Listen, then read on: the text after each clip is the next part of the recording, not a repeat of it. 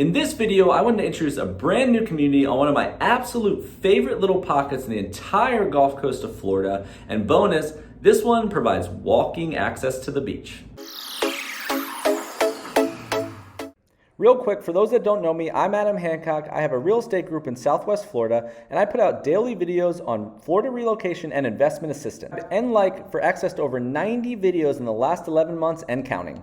So today's community focuses on the walk at Indian Rocks Beach, which as of this moment is still technically in pre-sales release for the first phase. So itinerary-wise, per usual, I want to do four main things. I want to talk about the background, the builder, the location, the schools, etc. Then secondly, I'm going to talk about the amenities, where they're located, what's available. Third on the list, I want to talk about the housing, how many different models are available, what they look like, the cost. And the last thing, we'll kind of cover the catch-all of the total cost of ownership, the HOA fees, the base prices for the lots, anything else the timeline of the build, anything else that you'll want to know when you're looking at a community like this. So let's hop over to my screen and get started.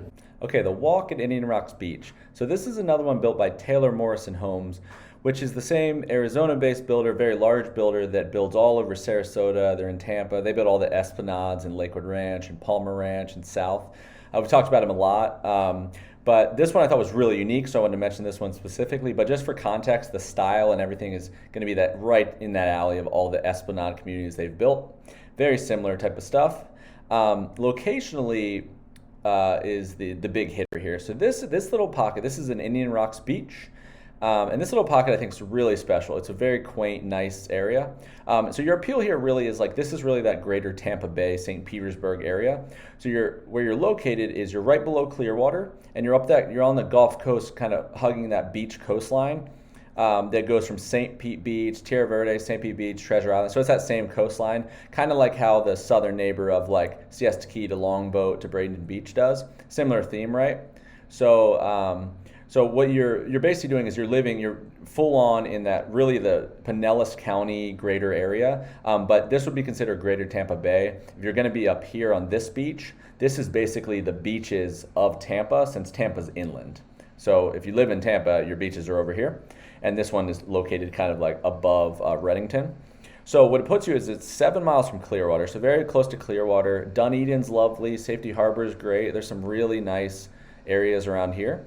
It puts you 22 miles from downtown St. Pete. So downtown St. Pete is eastern, and it's over here. So if you're in downtown St. Pete, it's almost like a completely different lifestyle than living at the beach, because of the downtown district's actually over here.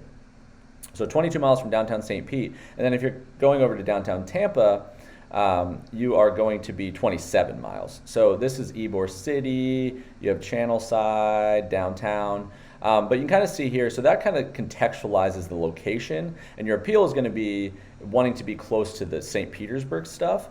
But the pocket itself is pretty unique in itself. So, and there's a lot of little areas you can live around here. So there's a lot of Town and Country, West Chase. A lot of these are suburbs of Tampa to give you access here. But really, again, it's if you want access to the beach here, it's a trek from a lot of the main locations to work and all that kind of stuff. So around here, Clearwater would be your largest area that's kind of in close proximity. So really cool location. I want to kind of position what the value proposition of that location is. And again, it's in Pinellas County, so about 4,200 people live on this little census district. There's about 3 miles of straight beach that are considered Indian Rocks Beach, and there's 27 beach access points. So a lot of access there, and the residential housing actually is pretty privatized feeling, but then it's a lovely kind of more quiet beach than you would get going south to Treasure Island or St. Pete Beach. And there's a bunch of businesses and retail shops and quaint restaurants. There's a seafood place called Guppy's out there that's awesome. That's kind of location in a nutshell. I hope that gives you a little bit more feel of it.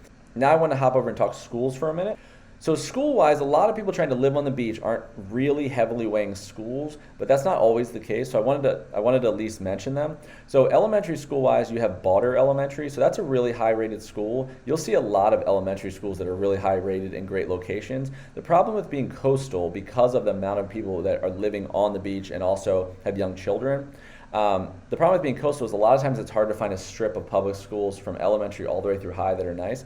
So it switches to Seminole as your middle and your high school, And Seminole is a 4 out of 10, and so is the high school. It's a 4 out of 10. So a little rough there, but and depending on what you're looking at, but then there's private schools all around, a lot of prep schools and charter schools and private schools all throughout every age range, especially in the Tampa Bay, St. Petersburg area. So that's something to consider. But that's kind of school, so I at least wanted to let you know that what's going on public-wise. And that wraps up the background portion. Let's now talk about number 2, amenities. Okay, now let's talk the amenities at the walk at Indian Rocks Beach. So this is going to be a little bit more brief than a lot of my videos just because of how close to the vest these builders keep these new release timelines. So what I am hearing, I pulled out a little bit of information and just wanted to get you guys the info as quick as I had it, is that I'm hearing there will be a pool on site, but they're not going to go super extravagant, especially to what Taylor Morrison really, they're at the high end of what's typically in a neighborhood. Like the Esplanades are kind of built to the nines. This one, the value prop is the proximity to the beach. So that's really, really important to remember. But they will have a pool. They'll have some normal HOA related stuff, but it's not going to be super crazy there just because of this piece of land.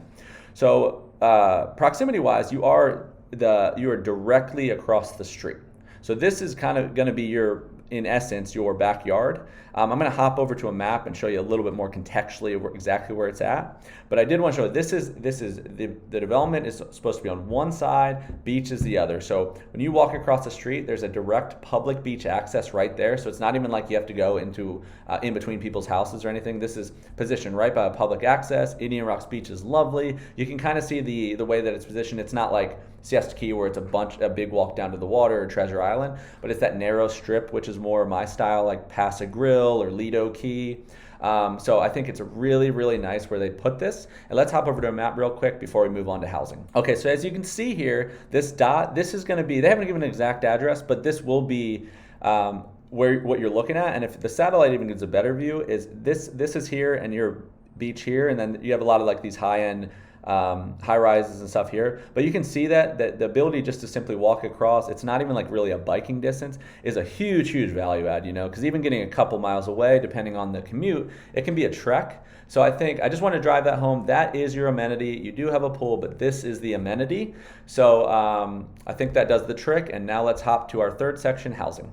Okay, now let's talk housing at the walk at Indian Rocks Beach. So basically what they're coming out is with, these are all townhomes again, and they're coming out with 2 different floor plans. You have the Tidewater and the Starboard.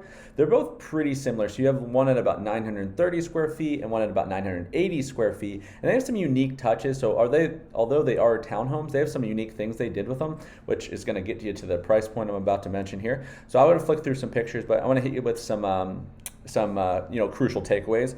So they're all 3-bedroom, 3-bath, and they have 2-car tandem garages, which are the front to back. So you got to consider that just with the space.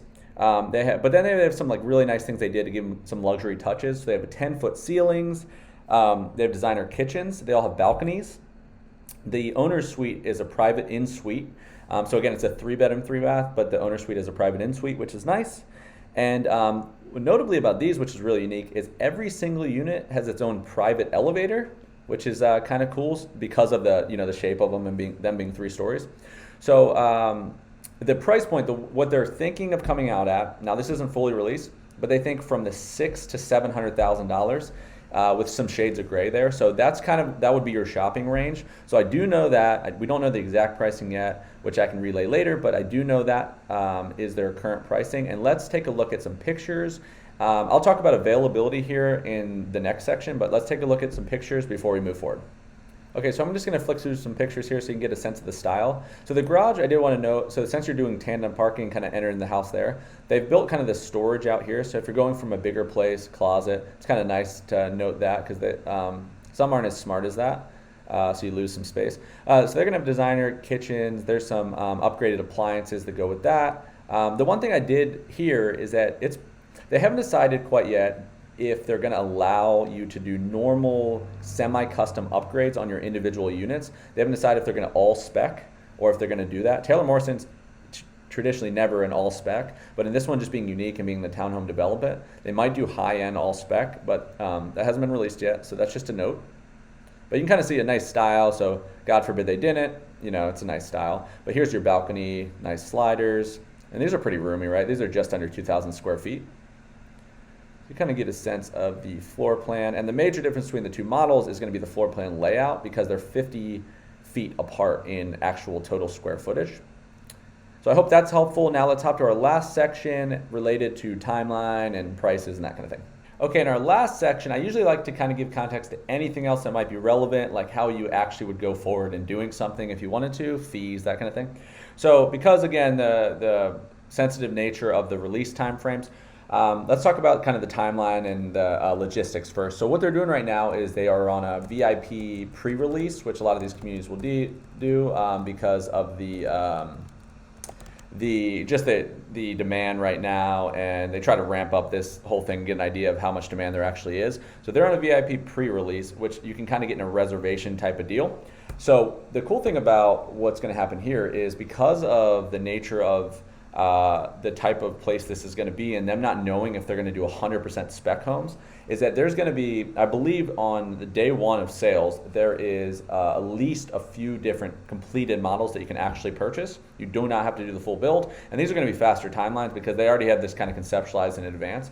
So there will be pre-built spec homes that will be, I'm sure they'll have a model there that you can kind of use as an example, but they're going to actually have ready to sell pre-built spec homes. And then there'll be a myriad of other opportunities to buy throughout the process. So kind of a new build opportunities. Okay, so fee-wise, because of the just pool thing, they would not get off the HOA cost at the moment. I tried hard, but I think it's gonna be low. I mean, I can't imagine how they're super high. I mean, I think there's possibly a CDD, or there's possibly some tax, flood insurance related things with the location, but I think we're going to be working with a low HOA, just because you might have a gate, a pool, but I can't imagine a crazy amount of other items there. These will be townhomes, so the connected nature of them and stuff, you're going to have some sort of like included association maintenance and that whole deal. But that's kind of the idea right now. So like the best way to go about this at the simplest manner is to just kind of get in with the ability to kind of see the availability, to vet them out in advance. And from what I hear, that's a week to two thing that they're going to start trying to sell these things. So I wanted to at least alert everyone to this opportunity. It's super unique. It's not going to fit everyone. Not everyone's a townhome person. Not everyone's familiar with Indian Rocks Beach. But if you have context to the area, and this is kind of fitting that happy medium of single family versus like villa or something like that, and you're downsizing a little bit, but you want a unique nature and a true Florida living, there's no shot you get that close to the beach in a single family residence anywhere around that price range. So the opportunity there lies in that efficiency of how you get to that location with actual day-to-day walkability, and then depending on the restrictions that lay into the association, potentially a nice rental opportunity for someone later, because everybody at a beach rental wants a walkability to the beach. So yeah, that's in a nutshell. I know this one's a little bit more brief, but I wanted to get that out there. And now let's wrap up. Please stick around. I'm going to mention some other videos I've done in the area related, and we'll go from there. All right, guys, that does it for this video, this time on the walk at Indian Rocks Beach. Make sure you also check out a video I did specifically on Clearwater, Florida here, another one on St. Petersburg, Florida here. The description below has tons of contact information, helpful links, other videos, all that kind of stuff. Thank you again for watching. Please let us know if you need anything at all, and we'll see you on the next one.